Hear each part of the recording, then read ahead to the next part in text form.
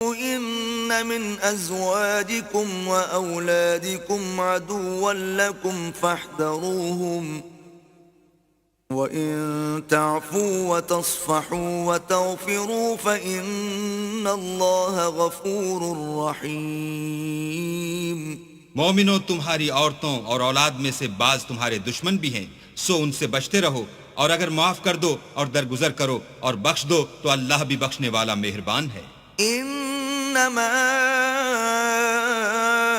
اموالكم واولادكم فتنة والله عنده اجر عظیم. تمہارا مال اور تمہاری اولاد تو آزمائش ہے اور اللہ کے ہاں بڑا اجر ہے. فاتقوا الله ما استطعتم واسمعوا وأطيعوا وأنفقوا خيرا لأنفسكم ومن يوق شح نفسه فأولئك هم المفلحون.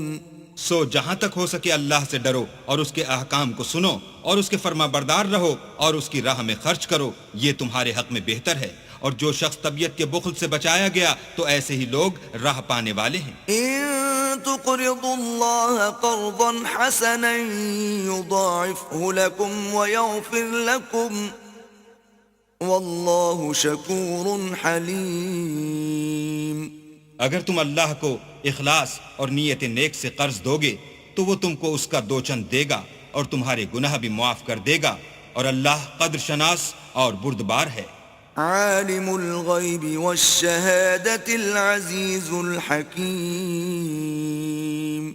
پوشیدہ اور ظاہر کا جاننے والا، غالب اور حکمت والا.